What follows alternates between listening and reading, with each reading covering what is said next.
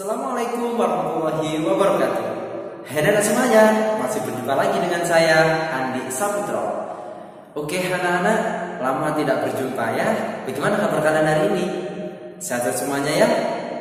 Jangan lupa bantu untuk subscribe supaya saya lebih semangat dalam membuat video untuk materi selanjutnya. Nah, anak-anak, di masa pandemi seperti ini kalian selalu pakai masker, jaga jarak dan sering-sering cuci tangan supaya kita tetap sehat dan semangat dalam mengikuti pembelajaran matematika. Nah, anak-anak, kali ini kita akan belajar materi yang baru, yakni tentang perbandingan senilai dan berbalik nilai. Nah, untuk pembahasan yang pertama, kita akan membahas mengenai materi gambar berskala. Di mana untuk tujuan pembelajarannya, yang pertama, siswa dapat menentukan skala pada peta. Kemudian yang kedua, siswa dapat menentukan jarak sebenarnya. Kemudian yang ketiga, siswa dapat menentukan jarak pada peta. Nah, bagaimana? Sudah siap untuk mengikuti pembelajaran dari saya? Langsung saja kita simak bersama video berikut ini.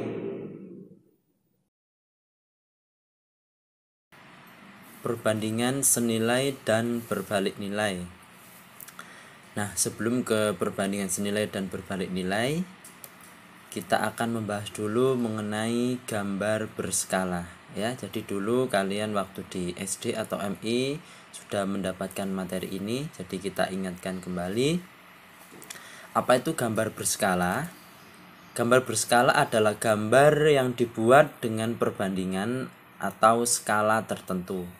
Contohnya peta, denah rumah, model kendaraan, dan lain-lain.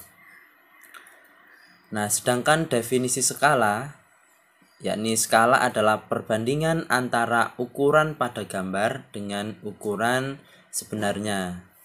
Jadi dapat kita tulis bahwa rumus dari skala yakni sama dengan ukuran pada gambar dibagi dengan ukuran sebenarnya. Masih ingat ya? Nah, skala itu biasanya ditulis dalam bentuk perbandingan. Misalnya, sebuah peta Indonesia menggunakan skala 1:1 juta. Artinya apa? Jarak 1 cm pada peta itu menunjukkan jarak 1 juta cm, atau bisa ditulis 10 km pada keadaan sebenarnya. Oke, kita langsung saja masuk ke contoh yang pertama. Jarak antara kota A dan kota B pada suatu peta adalah 3 cm. Sedangkan jarak sebenarnya adalah 135 km. Maka tentukan skala peta tersebut. Kita selesaikan. Yang diketahui adalah jarak pada peta itu 3 cm. Kemudian jarak sebenarnya adalah 135 km. Nah, supaya sama kita jadikan cm ya. Berarti kan turun 5 ya. Kita tambahkan 0,5 jadinya 13.500.000 cm.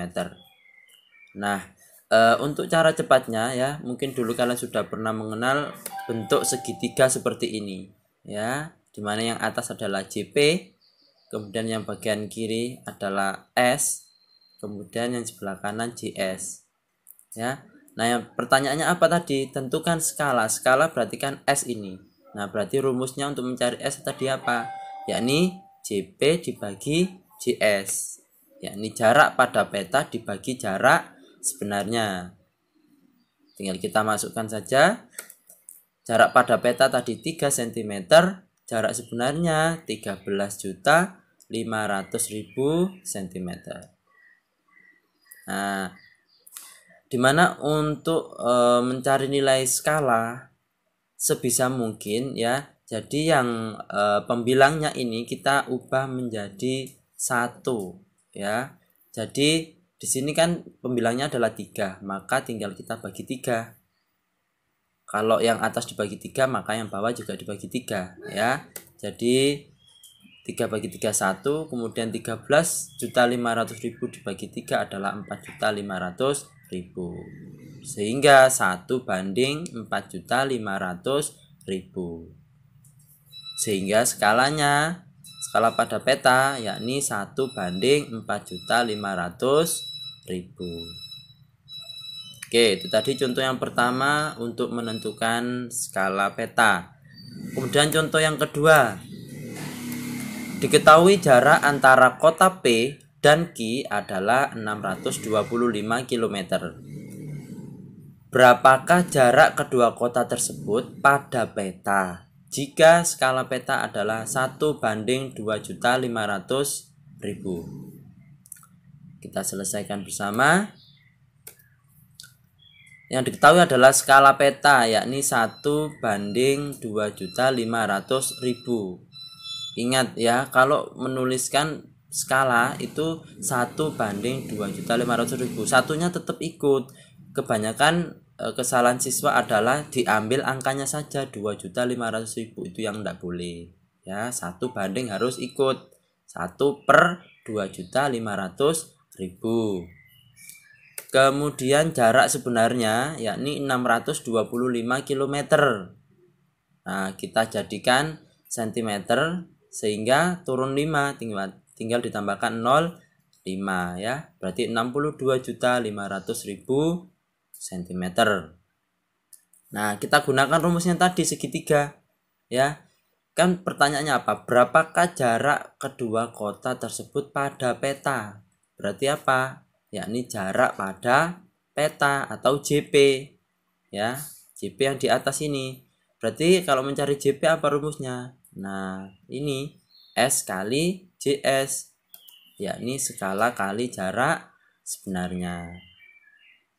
Tinggal kita substitusikan ya. Skalanya yakni 1 per 2.500.000 dikali jarak sebenarnya 62.500.000. Nah, nolnya ada 5, kita coret ya. Ini kita coret sehingga didapatkan 25 cm. Jadi jarak kota P ke kota Q pada peta ya adalah 25 cm. Kenapa harus jadikan cm? Kan tidak mungkin kalian gambar pada peta ya, kalian gambar itu ukurannya meter atau kilometer, kan tidak mungkin. Ukuran kertas hanya segitu ya. Oke, contoh yang ketiga, sekarang kita menentukan jarak sesungguhnya. Jarak dari rumah Andi ke sekolah pada peta adalah 5 cm. Sedangkan skala pada peta tersebut adalah 1 banding 3.000. Nah, berapakah jarak sesungguhnya antara rumah Andi dan sekolah Andi? Kita selesaikan bersama. Yang diketahui adalah jarak pada peta 5 cm. Kemudian skalanya 1 banding 3.000. Kita gunakan rumus yang segitiga tadi ya.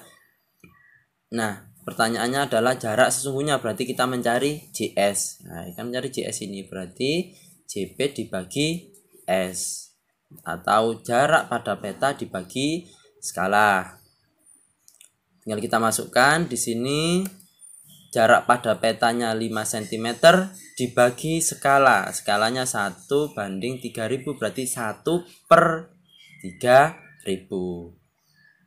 Nah, ingat, pembagian jika berbentuk pecahan maka kita ubah perkalian dengan cara dibalik. Jadi 5 cm dikali 3.000 per 1. Ya, berapapun dibagi 1 kan bilangan itu sendiri, berarti ya 5 cm kali 3.000 yakni 15.000 cm. Kan jarak sesungguhnya kan tidak mungkin kalian ditanya rumah kalian jaraknya berapa dari rumah kalian ke sekolah, 1 juta cm kan tidak mungkin. Pasti menggunakan meter atau kilometer.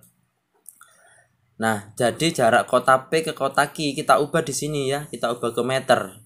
Cm ke meter berarti naik 2 sehingga 150 meter. Oh, berarti jaraknya rumah Andi ke sekolah adalah 150 meter. Dekat ya, mungkin jalan kaki aja Andi ke sekolah. Oke, untuk mengetes pemahaman kalian, silakan coba kerjakan latihan soal berikut. Nah, soal yang nomor 1 ini menentukan jarak pada peta. Kemudian soal yang nomor 2 menentukan skala. Soal yang nomor 3, nah ini coba kalian cari referensi ya, dimana di sini saya kasih sebuah gambar denah. Kalian diminta untuk menentukan luas garasi sebenarnya dari rumah itu. Nah, kalau mencari luas sebenarnya di sini, kalian nanti cari panjang sebenarnya dari garasi, kemudian lebar sebenarnya dari garasi. Kemudian kan sudah ketemu panjang sebenarnya dan lebar sebenarnya. Lah, luas sebenarnya berarti kan panjang kali lebar. Nah, pakai yang itu tadi, panjang sebenarnya kali kali lebar sebenarnya, sehingga ketemu luas sebenarnya. Paham ya? Jadi tidak boleh dikalikan langsung. Cari dulu ukuran sebenarnya masing-masing. Panjang sebenarnya, lebar sebenarnya. Nah, itu tadi pembelajaran mengenai perbandingan senilai dan berbalik nilai. Bagaimana? Sudah paham atau belum? Kalau belum, jangan malu-malu untuk bertanya ya. Bisa melalui komentar video ini, bisa melalui WhatsApp, Instagram, Facebook, Google Classroom, atau yang lain ya. Nanti pasti saya balas. Tetap semangat. Tunggu video part yang kedua. Sekian dari saya. Assalamualaikum warahmatullahi wabarakatuh. Bye-bye.